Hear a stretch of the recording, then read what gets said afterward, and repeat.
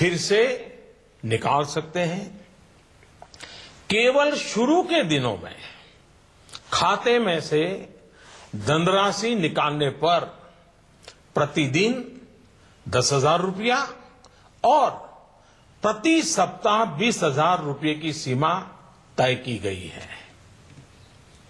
ऐसा नए नोटों की उपलब्धता को ध्यान में रखते हुए किया गया है। इस सीमा में आने वाले दिनों में वृद्धि कर दी जाएगी। खाते में जमा करने की सुविधा के साथ साथ एक दूसरी सुविधा भी दी जा रही है।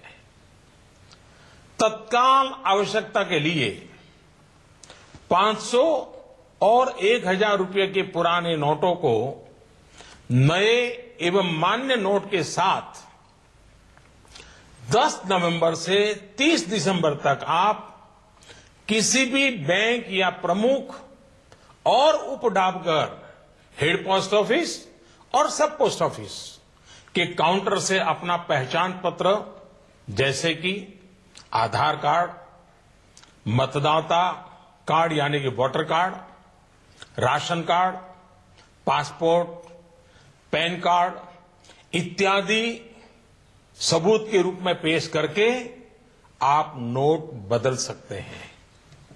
प्रारंभ में 10 नवंबर से 24 नवंबर तक 4,000 रुपया तक के पुराने 500 एवं 1,000 रुपये के नोट बदले जा सकते हैं। 15 दिनों के बाद यानी 25 नवंबर से 4,000 रुपये की सीमा में वृद्धि कर दी जाएगी। ऐसे लोग जो इस समय सीमा के अंदर अर्थात 30 दिसंबर 2016 तक पुराने नोट किसी कारणवश अगर जमा नहीं कर पाए, उनको 500 और 1,000 रुपये के पुराने नोट बदलने का एक आखिरी अवसर भी दिया जाएगा। ऐसे लोग रिजर्व बैंक के निर्धारित ऑफिस में अपनी राशि एक घोषणा पत्र यानी डिक्लेरेशन फॉर्म के साथ 31 मार्च 2017 तक जमा करवा सकते हैं। 9 नवंबर और कुछ स्थानों में 10 नवंबर को भी एटीएम काम नहीं करेंगे। प्रारंभ में एटीएम से प्रति कार्ड प्रतिदिन निकाली जा सकने वाली राशि की सीमा 2,000 रुपया रहेगी। फिर उसे कुछ अवधि के बाद बढ़ाकर 4,000 रुपया कर दिया जाएगा।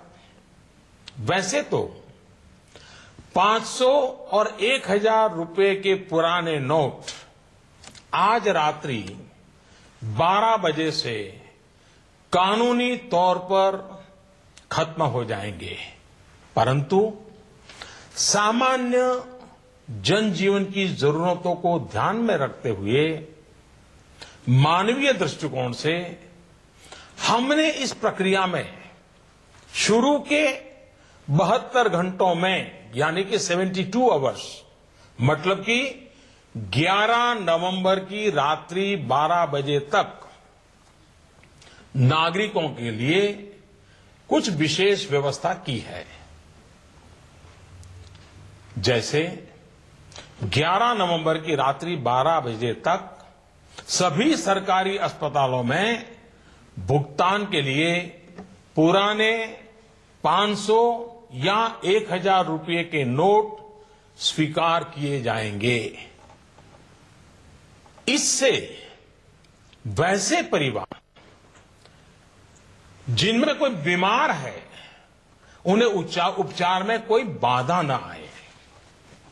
ऐसे सरकारी अस्पतालों में यदि दवाई की दुकान की व्यवस्था है तो डॉक्टर के दिए गए पर्चे पर 500 और 1,000 के पुराने नोटों से दवा खरीदने की सुविधा भी 72 घंटे तक उपलब्ध रहेगी। ऐसे ही 11 नवंबर की रात्रि 12 बजे तक रेलवे के टिकट बुकिंग काउंटर, सरकारी बसों के टिकट बुकिंग काउंटर और हवाई अड्डों पर एयरलाइंस के जो टिकट बुकिंग काउंटर पर केवल टिकट खरीदने के लिए पुराने नोट अर्थात 500 और 1000 रुपए के नोट स्वीकार करने की छूट होगी। ऐसा हमने उन परिवारों की जरूरतों को देखते हुए किया है जो इस समय यात्रा कर रहे होंगे।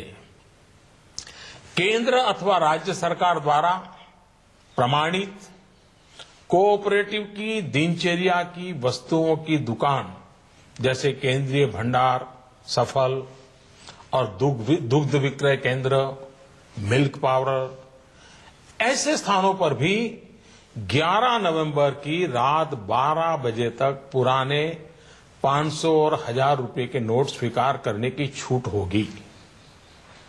इस दौरान इन संस्थानों को प्रतिदिन अपने स्टॉक और बिक्री की सूचना रजिस्टर में रखनी होगी।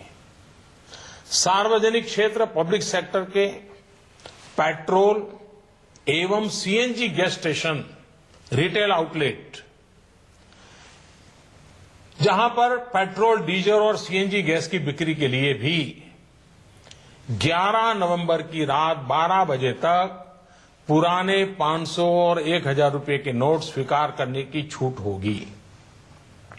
इस दौरान प्रतिदिन अपने स्टॉक और बिक्री की सूचना रजिस्टर में रखनी होगी।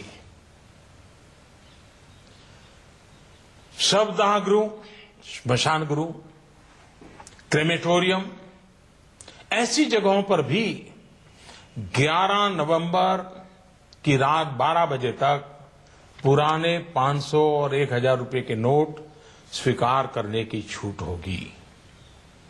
अंतर्राष्ट्रीय हवाई अड्डों पर विदेश से आ रहे या विदेश को जा रहे लोगों को अगर उनके पास पुराने 500 और 1000 के नोट है तो ऐसे नोटों की 5000 रुपया तक की राशि को नई एवं मान्य करेंसी नोटों से बदलने की सुविधा दी जाएगी। अंतर्राष्ट्रीय पर्यटकों को अंतर्राष्ट्रीय हवाई अड्डों पर विदेशी मुद्रा या 5000 रुपये तक के पुराने नोटों को नई एवं मान्य करेंसी नोटों से बदलने की सुविधा दी जाएगी। इन सारी सुविधाओं के अलावा मैं ये स्पष्ट करना चाहूंगा कि इस पूरी प्रक्रिया में नॉन कैश लेन देन में, यानी चेक से पेमेंट हो, डिमांड ड्राफ्ट से पेमेंट हो, डेबिट या क्रेडिट कार्ड से पेमेंट हो अथवा इलेक्ट्रॉनिक फंड ट्रांसफर में कोई रुकावट नहीं आएगी। ये कारोबार पहले चलता था वैसा ही चालू रहेगा। इन सारे इंतजाम के बावजूद हमारे ईमानदार देशवासियों को अगर तकलीफ का सामना करना पड़ा तो अनुभव यह बताता है कि इस देश का सामान्य नागरिक देश की भलाई के लिए त्याग करने और कठिनाई सहने के लिए कभी भी पीछे नहीं रहता है। जब मैं सुनता हूं कि कोई गरीब विधवा एलपीजी सब्सिडी छोड़ने में आगे आती है, यह त्याग एक रिटायर्ड स्कूल टीचर में भी पाया जाता है जब वो पेंशन से स्वच्छ भारत कोष में अपना योगदान देने को आगे आता है। जब हम ये सुनते हैं कि गरीब आदिवासी मां बकरी बेचकर शौचालय बनाने के लिए पैसे लगा देती है, एक फौजी अपने गांव को स्वच्छ गांव बनाने के लिए 57,000 रुपए का दान देने लिए आगे आता है। मैंने तो यह देखा है कि देश के सामान्य नागरिक की एक ही तमन्ना है कि वह कुछ भी कर गुजरने को तैयार है।